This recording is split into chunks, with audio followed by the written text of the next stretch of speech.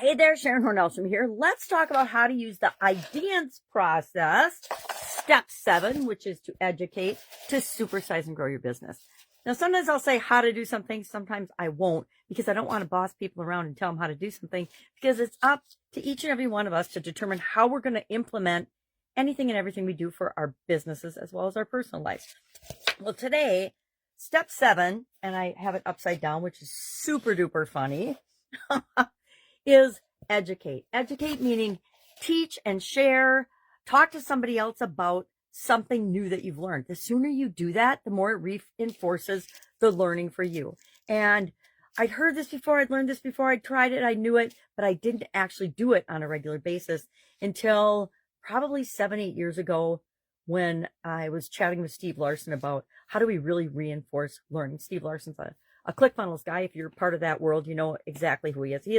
He works with ClickFunnels, but not for them anymore. But when I began and joined and worked with and became a certified partner for ClickFunnels, he was leading, or he wasn't leading, but he was helping with that program. He was helping Russell with it. And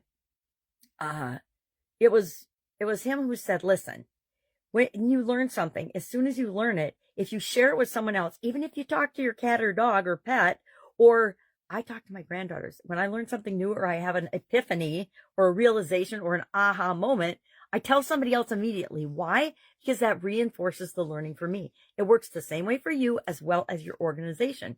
So if we learn a new process like the IDEANCE process and we share step by step with somebody else, anybody else, or with a lot of people because we want to make it a part of our organization or our own, that reinforces the learning and it helps us to retain it, right?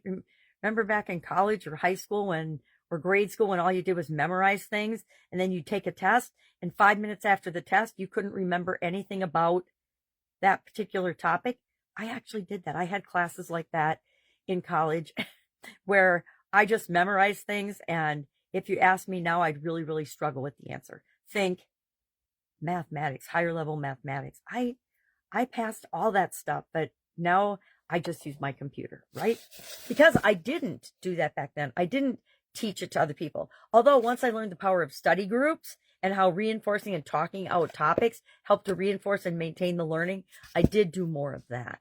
But I want to credit Steve Larson with really getting me to do this and share the things that I learned and I realize and epiphanies with other people, because then it helps me remember it and actually use it more often. It's part of why I do an annual challenge. I do one thing every day right along with the people I'm doing the challenge with, because I really started them for me so that I would hold myself accountable to continually improving every day. And each year I share. I don't really necessarily educate, but I probably educate by sharing and talking about and teaching different tools and different topics that help us to choose what we're going to do to be a better version of ourselves. That's this year's challenge. So how will you educate or teach or share an aha or something that you've learned about the IDEANCE process today? Maybe it's just a comment on a post. Maybe it's just hey, I just learned this process. Can I run it by you and see what you think of it? Or maybe it's anything about your business. But the better we share information with the people in our organization, as well as our people that we interact with, stakeholders, we call them stakeholders, right? Anybody that has any interest in our business is a stakeholder. So it might be our customers, of course, our stakeholders, our employees, our team members, our suppliers, our vendors, etc., are all stakeholders. If you have stock in your company, your stockholders are stakeholders, meaning they have an interest in your business doing well and succeeding. So that's it today. If I can help you anyway, last day of February, woo! Last day that we'll be talking about confidence.